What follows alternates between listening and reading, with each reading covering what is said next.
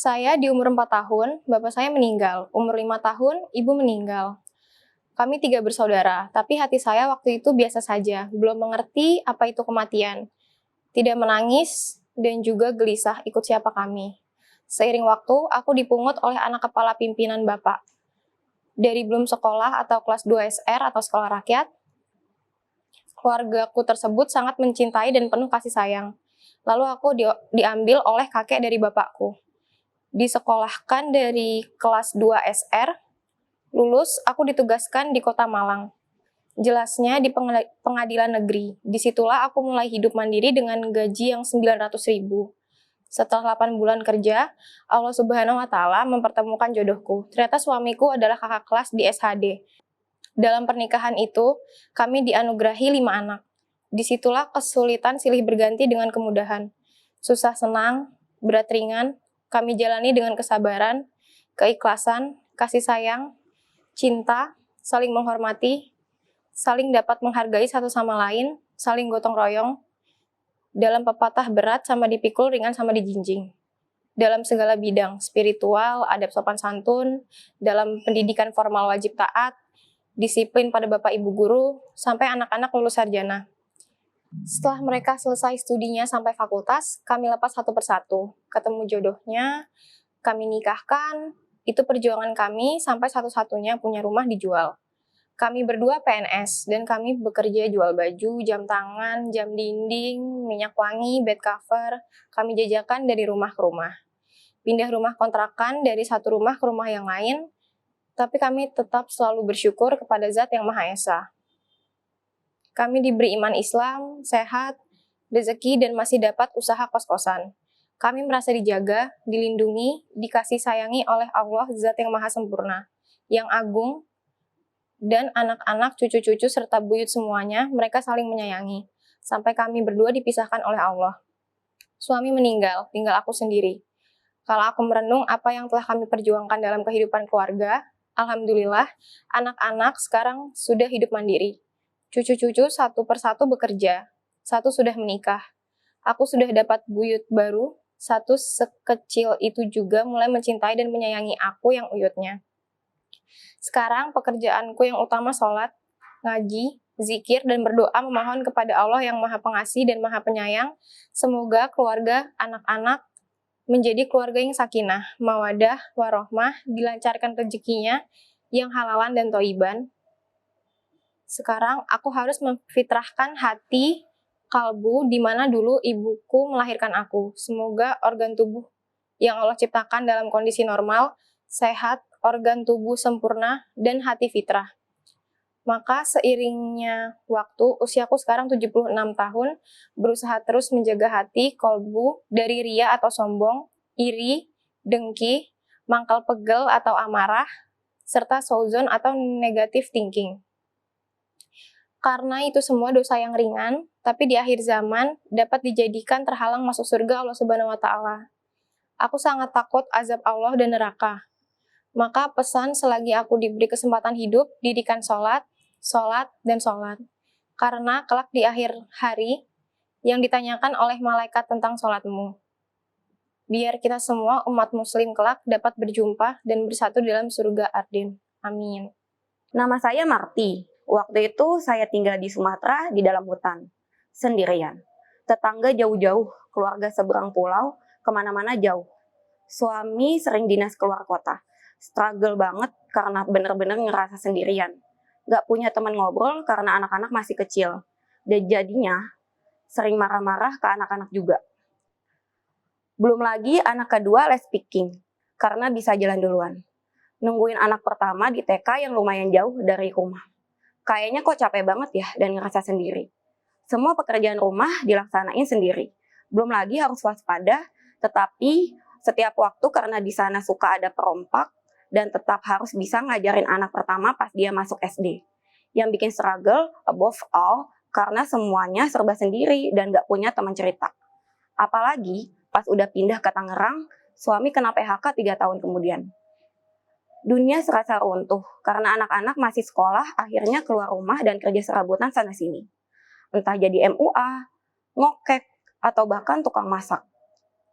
Perjuangan yang saya lewati tuh saya setiap hari ditaklukkan dengan sabar dan terus waspada. Gak ada fokus sih untuk bangkit karena setiap hari di sana itu rasanya harus berjuang.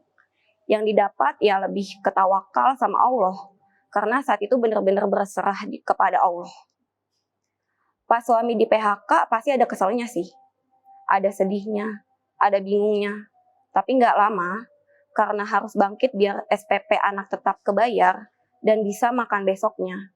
Sempat juga bangkrut usaha rumah makan dan cuma bisa tahajud. Minta terus supaya suami punya kerjaan baru sebagai ibu, bisa terus berkarya, alhamdulillah. Terkabul dan sekarang mulai stabil lagi. Menjadi ibu adalah proses yang tidak pernah usai. Setelah memasuki jenjang pernikahan, saya seorang gadis berubah peran menjadi seorang istri. Kebetulan oleh Allah langsung diberikan kehamilan. Selama proses kehamilan, alhamdulillah tidak ada yang berarti, lancar sampai persalinan. Rasa bahagia sebagai ibu muda berubah jadi rasa khawatir, karena waktu itu saya masih bekerja, yang mengharuskan untuk berangkat pagi pulang malam.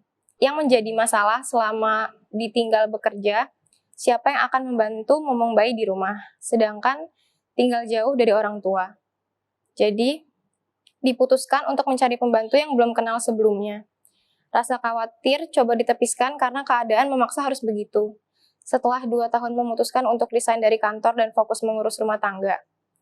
Karena amanah dari Allah harus dijaga dan dididik langsung dari ibu bapaknya, dan ibu sebagai madrasah awal agar ada kedekatan antara anak-anak dan ibunya, point of view-nya semua ibu selalu berusaha memberikan yang terbaik buat anaknya. Baik itu ibu rumah tangga atau ibu bekerja. Tinggal pilihan ada di masing-masing ibu yang pasti telah kita sebagai ibu semoga menjadi lillah yang artinya agar segala rasa capek dan lelah yang kita dapat dari segala aktivitas sehari-hari dapat bernilai pahala juga dicatat sebagai amal baik. Struggle yang pernah aku jalani ketika tidak bisa membagi waktu antara waktu pribadi dan waktu bersama anak, mungkin dibilang menyesal. Iya, sangat menyesal. Karena ketika anak di usia kurang dari 1 tahun, tapi aku malah berfokus ke kehidupan pribadi. Karena aku ada ngajar privat, ngajar di kelas, belum lagi nugas kampus, belum lagi ego aku yang masih belum terkontrol. Sampai aku gak ketemu sama anak aku seharian. Dan sampai umur anak aku 2 tahun, dia tetap nempel sama neneknya. Akhirnya, aku sadar kalau ini salah dan setelah aku menyadari, aku ubah waktu aku. Aku lawan ego aku tanpa meninggalkan mengajar privat, mengajar kelas, dan tugas kampus. Setelah 1 bulan, anakku pun gak mau lepas denganku. Sampai sekarang. Dan alhamdulillah, rezeki pun Allah tambah. Ada yang ingin ngaji secara privat dan lain-lain. Ternyata pepatah bilang bahwa anak adalah sumber rezeki. Itu benar, tergantung kita bersyukur dan melihat dari perspektif mana.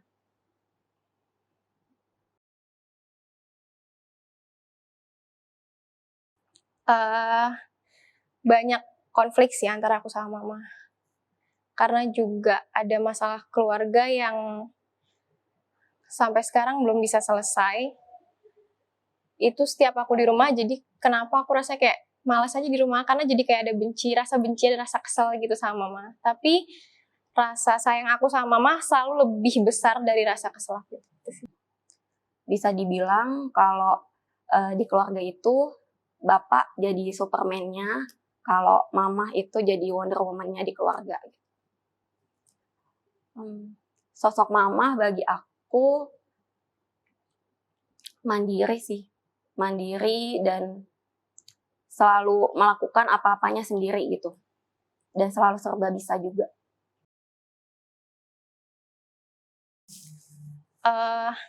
Mama aku tuh mau kita berantem kayak apa dari aku kecil ya. Mama tuh nggak pernah mukul, nggak pernah ngebentak, nggak pernah ngomong kasar, ngomong keras, mama nggak pernah. Itu baru aku sadarin waktu kemarin sih, semester 5 kemarin. Baru sadar kayak, oh iya ternyata mama tuh nggak pernah yang sampai ngebentak, ngomong nadanya tinggi gitu, nggak pernah. Ibu itu kan pekerjaan seumur hidup. Saat mama ngambil keputusan untuk jadi ibu aku, mama tuh ninggalin semua kenikmatan dunianya untuk aku, untuk adik-adik aku kan. Mungkin mama itu ngerasa jadi manusia yang gagal, jadi anak yang gagal, jadi bukan jadi manusia terbaik gitu. Tapi buat aku mama tuh ibu yang paling baik, ibu yang paling sabar, eh, ibu yang mama doang yang bisa ngehandle aku. Mama juga selalu ingetin aku untuk nggak apa-apa berkeluarga, nggak apa-apa punya anak. Karena ngebesarin anak itu menurut mama hal yang bikin capek, tapi itu enjoy. Setiap aku nanya, gimana rasanya punya anak kayak aku, mama tuh selalu jawabnya yang baik-baik. Padahal di belakang itu kita banyak berantem, aku banyak nyusahin mama.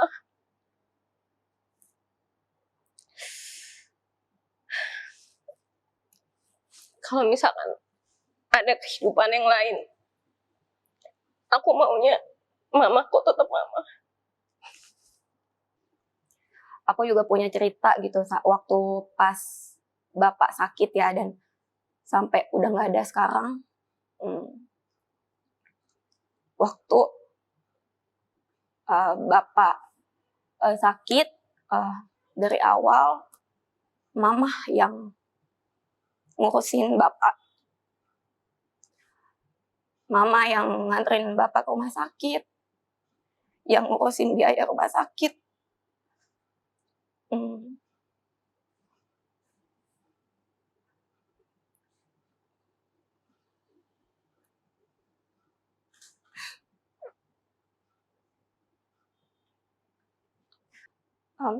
Pokoknya semuanya mama ngelakuinnya sendiri gitu.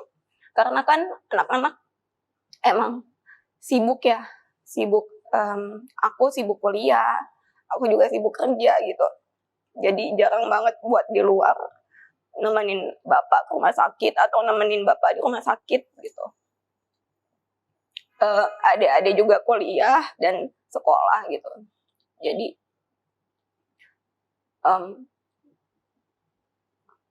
aku berterima kasih banget sama mama udah ngurusin bapak sampai mungkin bapak udah nggak ada gitu. Dan makasih juga buat ngurusin aku serta adik-adik aku, karena kan emang aku 3 bersaudara gitu. Aku anak pertama cewek, 2 adik aku cowok semua gitu. Jadi mau nggak mau sekarang aku jadi tulang punggung keluarga gitu. Emang berat sih gitu. Kayak di umur yang 20 tahun itu, setahun sebelumnya bapak aku nggak ada. Semua aku yang tanggung gitu setelah bapak nggak ada. Jadi merasa benar-benar kehilangan tujuan, kehilangan arah gitu. Pokoknya kehilangan segalanya. Jadi kayak, wah, dunia tuh udah kayak nggak adil banget gitu buat aku. Kayak udah hilang aja lah semuanya gitu. Tapi terlepas dari itu, mama ada gitu di samping aku, nguatin aku, nyemangatin aku. Sampai mungkin waktu ekonomi kita lagi di bawah-bawahnya gitu kan. Karena kan mama nggak kerja ya gitu. Jadi ibu rumah tangga aja. Jadi bener-bener tuh kita mungkin nggak ada pemasukan atau segala hal gitu kalau aku nggak kerja waktu itu. Jadi mama tuh yang bener-bener ngusahain aku sama adik-adik aku untuk bisa, ayo bangkit lagi gitu, ayo semangat lagi gitu, jangan putus asa, harus tetap semangat gitu. Kamu bisa gitu, apalagi kan aku udah semester 7 ya kuliah.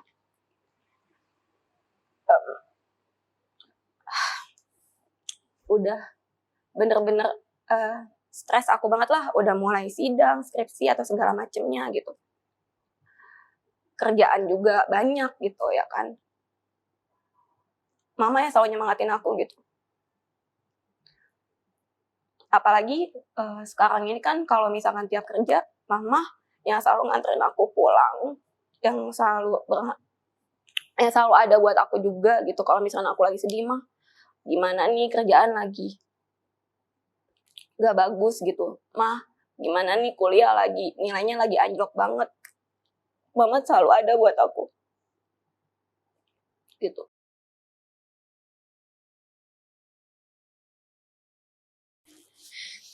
Makasih banyak buat mama. Karena sampai sekarang juga aku cerita hal yang sama, selalu sambat ke mama juga. Dan itu tuh selalu hal yang sama. Mama tetap sabar, tetap dengerin, tetap ngasih tahu yang baik-baik, tetap ngajarin aku untuk bersyukur. Mama doang pokoknya yang bisa nerima aku apa adanya. Aku mau mama panjang umur, mama sehat selalu, karena sampai kapanpun aku butuh mama. Aku juga minta maaf karena kadang aku masih sering kasar, masih sering kalau ngomong tuh masih suka teriak-teriak, suka marah-marah, suka nuntut. Kadang aku lupa bukan aku doang yang tumbuh dewasa, tapi mama juga tambah tua. Jadi aku berharap mama masih bisa nemenin aku karena aku masih butuh mama.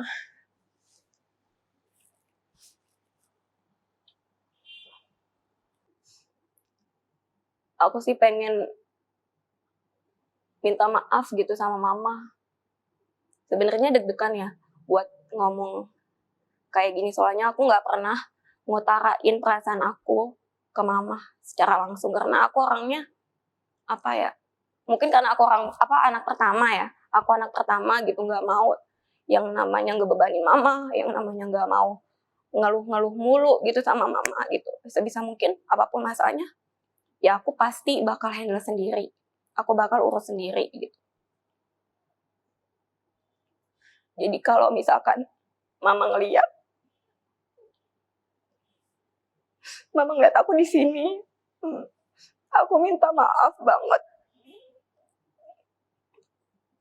Nggak pernah ada di saat mama susah atau mama lagi sedih. Mungkin mama nggak pernah cerita apapun kalau misalkan mama lagi sedih atau mama lagi kenapa gitu. Di depan anak-anaknya pasti ya selalu happy aja, selalu ceria gitu, nggak ada apa-apa. Cuma kan aku nggak tahu ya di belakangnya tuh gimana gitu. Jadi aku minta maaf banget kalau misalkan aku nggak pernah ada buat mama saat mama butuh. Aku nyesel bikin mama nangis mungkin dengan kelakuan aku yang bandel, dengan kelakuan aku yang di luar batas, yang mungkin aku sering main sampai malam, sampai tengah malam, atau sampai pagi gitu, sampai mesti mamaku tuh apa ya, Nis gitu kan, kamu di mana kok nggak ngechat mama gitu. Karena aku suka lupa kan ngabarin mama kalau aku lagi main. Mungkin karena aku juga lagi asik sama teman-teman aku, jadi makanya aku nggak fokus sama HP gitu. Jadi ya intinya aku nggak ngabarin mama gitu. Dan mama akhirnya ngechat aku, Nis di mana? Kamu lagi sama siapa gitu? Udah malam, kamu nggak pulang, kamu tuh anak cewek loh gitu. Kalau aku nggak bales, mama sampai nelpon, tapi aku juga nggak angkat gitu. Aku nyesel sih nggak balas chat mama. Aku minta maaf.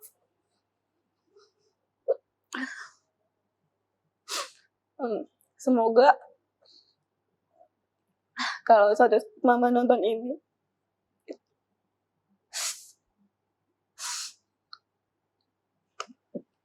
Aku pengen mama tahu gitu kalau aku tuh sayang banget sama mama.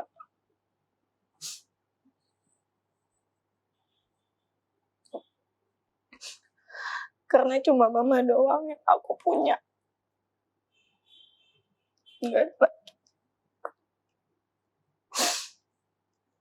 Aku pengen mama panjang umur buat nemenin aku.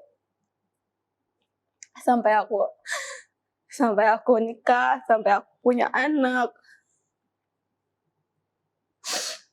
Sampai mama ketemu cucunya nanti. Gendong cucunya atau hangout sama cucunya. Aku pengen banget mama selalu ada buat aku. Aduh, aku deg-degan sih ngomong kayak gini. Cuma aku pengen mama tahu aja kalau aku sayang banget sama mama. Sampai kapanpun jasa mama tuh nggak akan bisa pernah aku bales. Nggak bisa.